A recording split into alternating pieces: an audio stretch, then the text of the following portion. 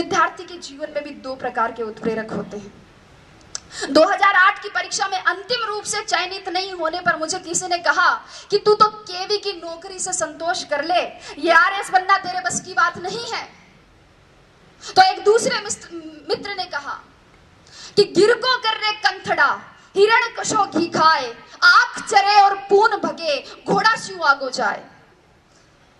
कि हिम्मत कर, हुंकार भर, हिरण कौन सा घी खाता है लेकिन घोड़ों से आगे जाता है। एक था उत्प्रेरण और दूसरा था दुष्प्रेरण। दुष्प्रेरण ना स्वयं करे ना दूसरों के दुष्प्रेरण का शिकार हो, अपने मुकाम अपने उसूल खुद तय करे और हर बार लोगों की अपेक्षाओं पर खरा उतरने की कोशिश ना करे। एक बार रात के समय एक दुकानदार बंद करने वाला था कि एक कुत्ता उसके पास में आया। कुत्ते के मुंह में थैली थी और उसमें कुछ सामान की लिस्ट थी। दुकानदार ने थैली ली, उसमें सामान डाला, बाकी पैसे डाले और सामने रख दी। कुत्ते ने थैली मुंह में उठाई और चल दिया। दुकानदार से रहा नहीं गया, वह आश्चर्यचकित होकर कुत्ते के पीछे पीछे गया, ये जानने के लिए कि इतने समझदार कुत्ते का मालिक कौन है। कुत्ता कुछ देर बस स्टॉप पर खड़ा रहा। बस आई, उसमें चढ़ गया। कंडक्टर पास आते ही उसने गर्दन आगे, बेल्ट में कुछ पैसे और घर का पता था। कंडक्टर ने उसे टिकट दे दी, बाकी पैसे बेल्ट में वापस रख दिए। जो ही अपना स्टॉप नजदीक आया, कुत्ता बस में आगे की तरफ आ गया और पूंछ हिलाकर इशारा किया।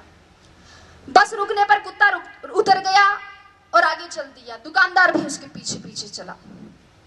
कुत्ते ने अपने पैर से 2-3 बार दरवाजा खटखटाया। मालिक बाहर निकल कर आया और उसने लाठी से कुत्ते की पिटाई की। आप सोच रहे होंगे कि क्यों? मालिक भी सोच रहा था। उसने पूछा इसका कारण, तो मालिक ने कहा बदतमीज ने सारी नींद खराब कर दी, चाबी लेके नहीं जा सकता था, गधा कहेगा। मित्रों, जीवन की सच्चाई भी यही है। लोगों की आपसे अपेक्षाओं का कोई अंत नहीं है। जरा सा आप चूके कि आपने बुराइयां निकाल देंगे और पिछली सारी अच्छाइयों को भूल जाएंगे। इसलिए आप तो बस अपना कर्तव्य कर्म करें, आगे बहुत सी कठिनाइयां हैं।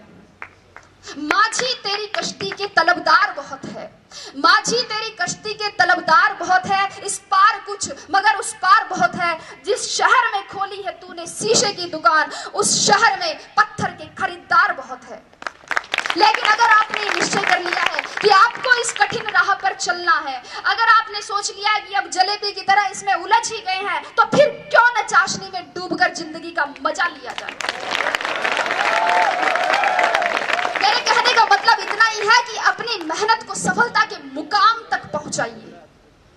अपना संबल खुद बनिए, अपनी तारीफ खुद करिए। बुराई करने के लिए तो पूरा जमाना बैठा है। जिन लोगों की नजरों में बुरे हैं आप, कह दे उन्हें कि वे नेत्रदान कर सकते हैं।